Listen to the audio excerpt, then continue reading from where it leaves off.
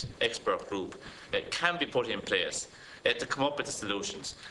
By the solutions I mean is the cost-benefit analysis, going back to Deputy Coffey's point, the cost-benefit analysis of underground versus overground, the analysis of the implications from a tourism point of view, from an environmental point of view, and all that goes with that. That is what we need to find out. And again, to reiterate Deputy Coffey's point, the implications of the corridor is there already, or the line is there already from Money Point to Kildare that has been there for the past number of years. What the implications have been for that from a valuation point of view of property and so on and so forth. So that's where we need to go at the moment, in my opinion. But I do think that the solution has to be to get the independent expert group in, to exactly put the cards on the table, because there is absolutely no credibility in EirGrid. They will come before this committee in 2 or 3 weeks' time, and they will make a very powerful presentation, as they did in Carlow and other counties in the last few weeks, and they will leave here being very, very evasive with their answers to questions, and they will make a very powerful presentation. And without naming anybody in particular, you know, they are very well qualified from a media point of view and engineering point of view on the matter. And there's probably nobody within this committee capable of asking them the questions that need to be asked. Hence, look, I'll go back to the main point that I made, that we need that expert group or expert opinion behind the whole system to educate this committee and to educate all of us on the whole matter. And that's what I would suggest, Chairman. Thank you. Thank you. Deputy Timmins. Thanks very much, Chairman, and thanks for allowing me the time in. I'm sorry I couldn't be here earlier today. A few general points I'd like to make. I know no one that actually wants the pylons, okay? Yet everyone I meet actually wants the power, but everybody wants to put it underground. And that seems to be the message, very strong messages out there. Now, there's something, you know, there's different groups at different levels at this. And I have to say, when the problem was up in Meath and Monaghan, was something that I followed loosely, but it didn't overtly tax me, because when it didn't land on your own doorstep, you don't get it as a motor involved in it as you do when it lands on your own doorstep. And signs on, we don't have a group here from Galway, we don't have a group from Kerry or whatever, because it's not going through those areas. But there is something fundamentally wrong when a body, which is a semi-state body, EirGrid, which is meant to operate in the common good and the interests of the people, is set up to assist the economy and assist people, that communities have to go out and fundraise and go into conflict with that body, actually. So, with respect to the actual issue of consultation, you know, the information did go out on this back maybe over a year ago or so. It came out in packs, and in the, I can only talk now with regard to the southeast area, the one from Kilcullen down to Wexford and across to Cork. It was a study area that was identified. And people don't, well, I certainly didn't pay that much attention to it until lines come on the map then and you see exactly what's happening. But I would have to say, as a broad thing, and I'm not here to defend EirGrid, but with regard to the consultation, a lot of people have been in the consultation.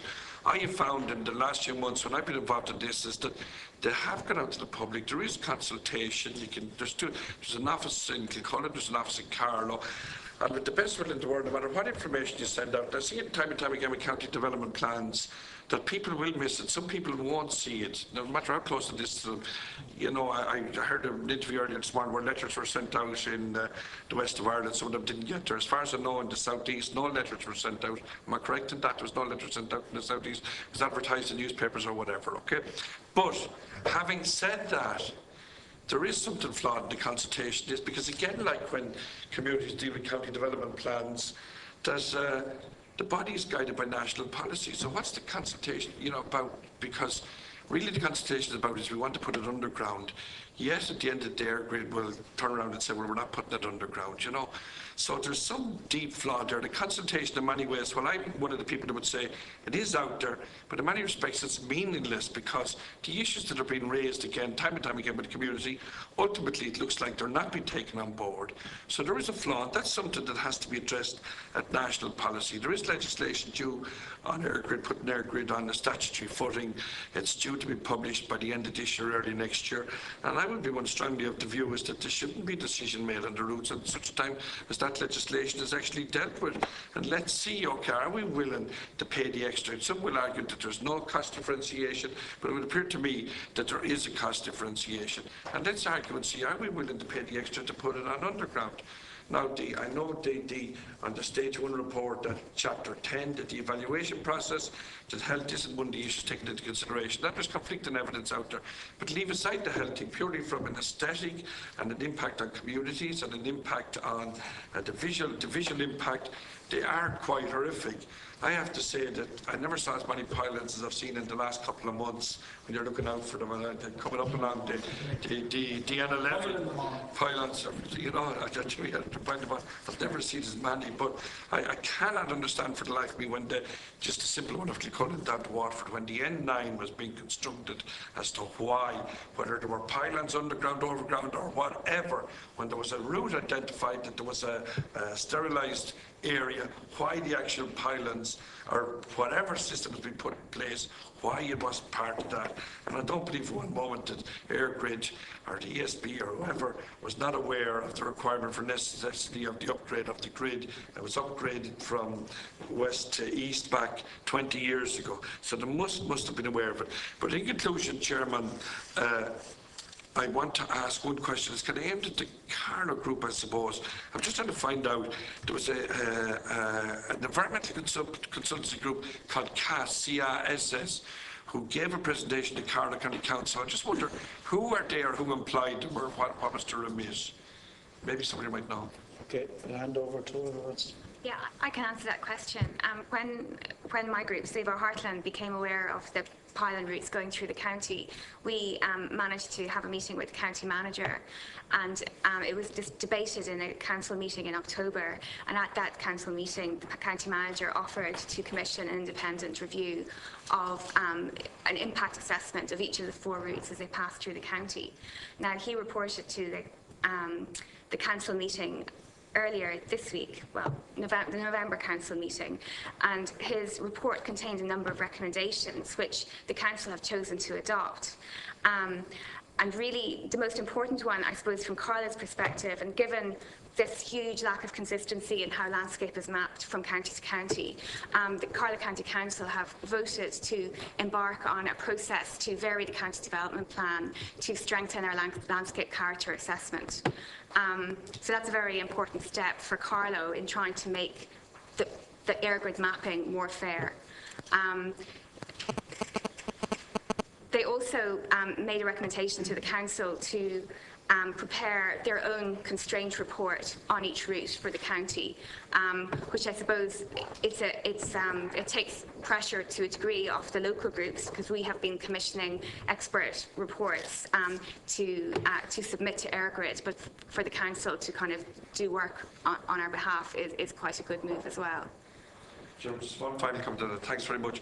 If I may just refer back to the point I think that Mr. Bannigan raised about, if you hire consultants to come up with the answer that you want, because my understanding is, correct me if I'm wrong, that group recommended that the eastern option was going to have the least impact on Carlow. That's the one that goes to Perloff Deputy Deering's homestead and goes through my own home village. It's the one that goes to Wicklow. So I would just, if the committee's having people in again, I'd like to have that group in, because it would appear to me that they kind of, which to me shouldn't be the remit of a group that's going out recommending a certain route being taken in an independent group. Sorry, if I could just get in there. One important aspect of the motion that the council passed was that the executive were not to recommend a route in Carlow. And this has been an ongoing problem with our county council executive, because in 2012, the county council executive actually issued a letter to EirGrid welcoming them to the county and selecting the route which runs just west of Mount Leinster. So it would be, I think it's a D7 route. So last year, our local authority welcomed EirGrid to come up through one of the most scenic landscapes in the country, and that letter went out without discussion in the council chamber, and I don't even think the councillors were copied in on that letter. It was, I'm part of the group that was affected by that letter. So then when the county manager asked for this other report to come in, it came back in and said, in a work of genius, that the shortest route through the county would have the least impact on the county. I think it's just important to put on the record that may be applicable to County Carlow, but as routes go, that shouldn't be taken as giving the green light to one particular route over another, But I think it's important, really important for local authorities to understand that, the local authority is not going to make the decision on what route gets chosen. And all we can do, and what Save Our Heartland has been saying right from the start, is that we have to present our best face to this process. And, this idea that,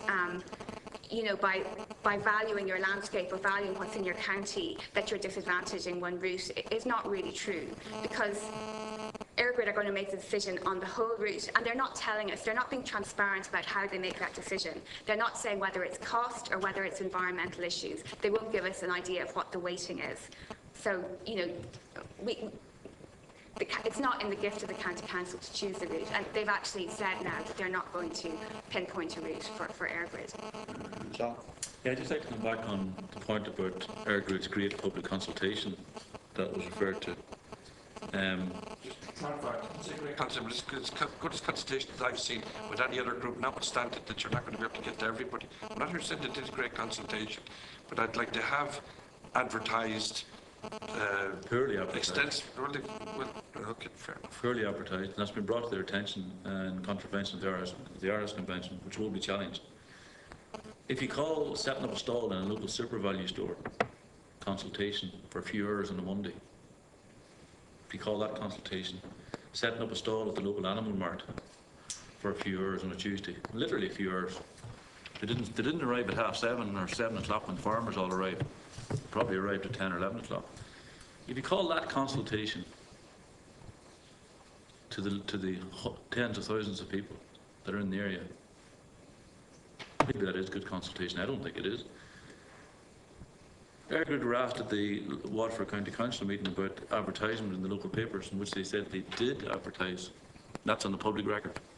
They in fact didn't advertise, and they've subsequently admitted that.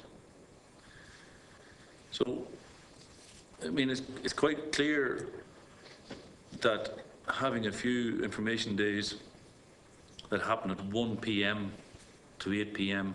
on an afternoon of a Monday when people are at work, they don't even have it at a convenient time, maybe over lunch between 11 onwards.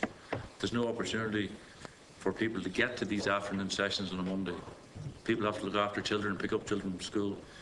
Why not have it on a Saturday? Why not have it on a Sunday? Why not have it on a time when people are actually off work and can go and participate in consultation?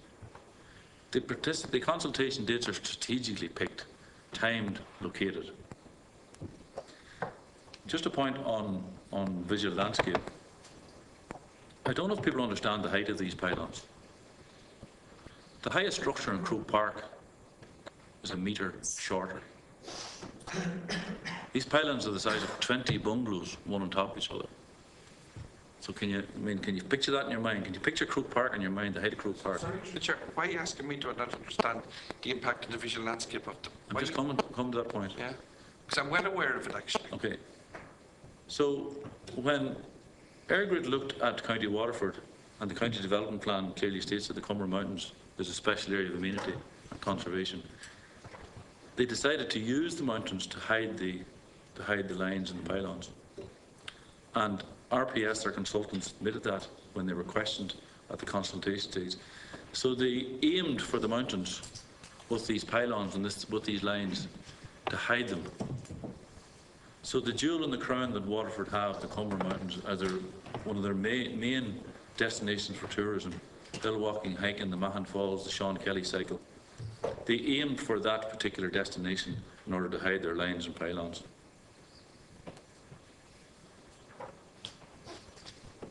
Chairman, I just want to make one brief comment just on, So we need to and it will be brief. As regards EirGrid and consultation, and as regards EirGrid trying to get public acceptability, just want to make a couple of comments. The County Development Plan was talked about, and what Charlo done. Monaghan County Council varied their development plan like 4 years ago to attempt to keep the pylons 100 metres from any dwelling house. EirGrid took that to the High Court and were successful. We would have thought that 100 metres was something that was very decent, respectable, that it'd be a minimum that you'd require them to be from a dwelling house. And the truth is, the reason behind that, because of the population structure in County Monaghan, if that was successful, they couldn't put the power line through County Monaghan overhead. And that's been honest. And they recognised that, and they went to the High Court to get it overruled. So they're liable to do anything. Airgrid come to a meeting of Monaghan County Council on a Monday after the oral hearing had failed, 12 months after it had failed in 2011. And basically were there an invitation by the councillors and had nothing major to report. But while they were speaking and addressing Monaghan County Council, they had letters out to every affected party to say that they were re-engaging and restarting the failed process. But they couldn't answer the question at the council meeting. Our history of them at council meetings is, and they get loads of questions, but they can't answer them. They go away a month, 2 months, 3 months later to send back in written responses, and half of it is ignored. But on that day, they had an electrical engineer come to Monaghan County Council to tell us about the health effects. When he was questioned as to what his profession was, he said an electrical engineer. You know, if they want to be professional, or do they take the people out there for fools? I'm just trying to build a picture. Recently we had a helicopter flying over the route. It started on a Monday morning. They went on local radio on Monday afternoon to say that they had commenced. This is the consultation. They laid traffic counters on our roads in the last 2 months. Never contacted the County Council to say they were putting them down. As it turned out, they required planning permission, which they didn't bother getting. That's a semi-state body. Something seriously wrong here with the tactics that they use and the tactics that they employ. And we didn't come up here today to, I suppose, show all the negatives. But from the questions that's coming and what people are faced, and for this committee to be engaging with Airgrid, you need to be aware of exactly what happens on the ground. And I said earlier on, Airgrid don't want to consult except as to where the pylon is to be located.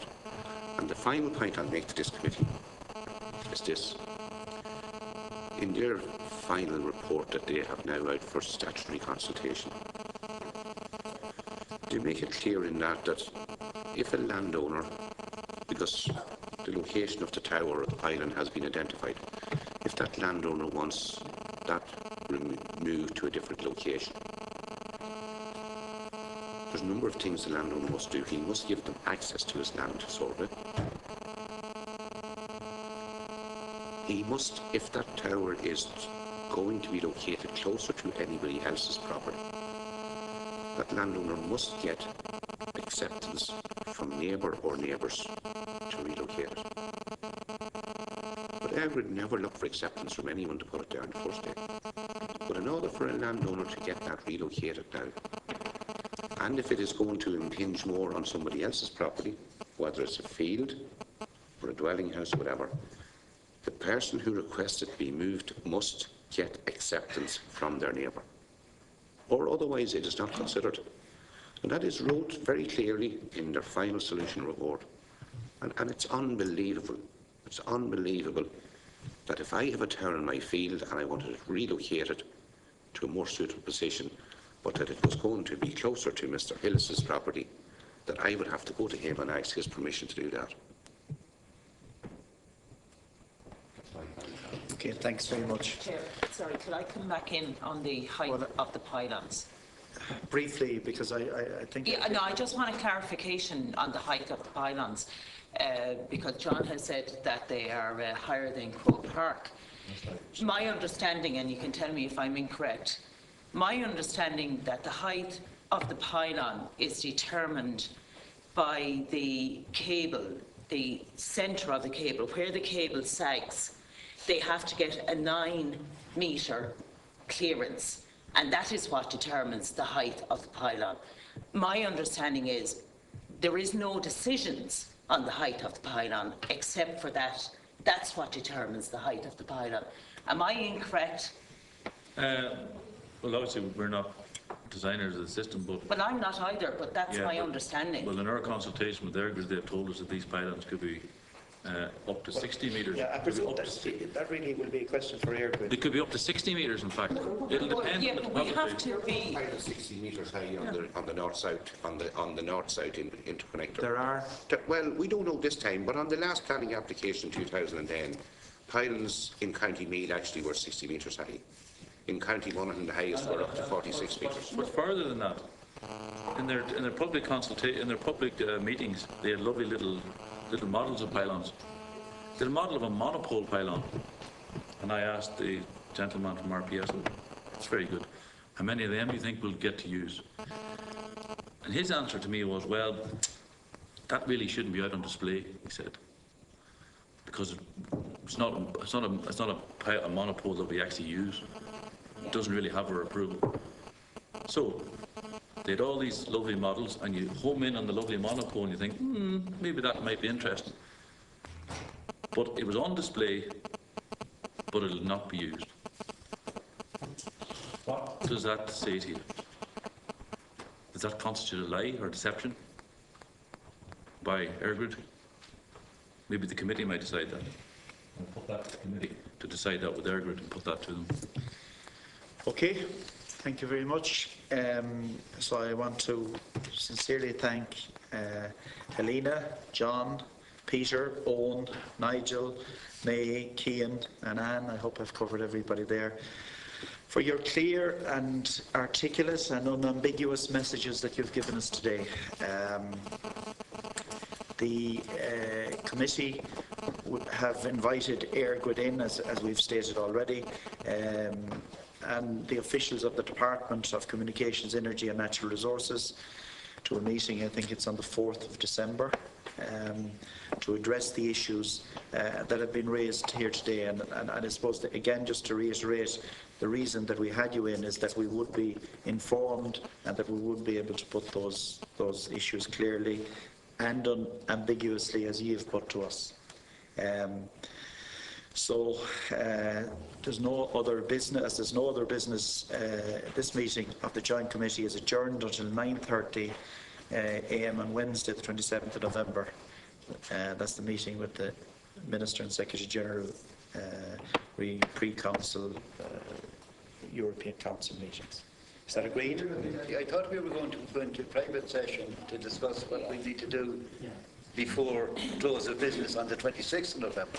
and also, Chair, we need clarification as to are the community groups going to have another opportunity to come before this committee? Yeah, well, all of these decisions will be made in private session, so we can go into private session. Okay. Thank you.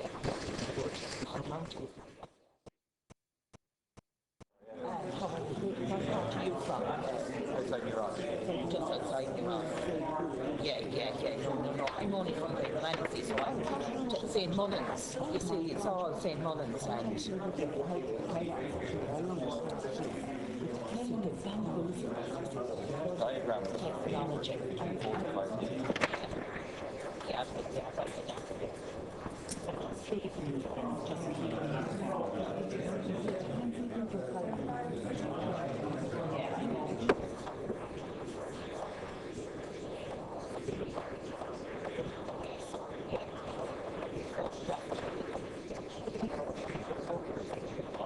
All right, yeah. I know what you're saying, yeah, I heard this, yeah, that's right. But you just send on some stuff, we just need, I'm pushing for now.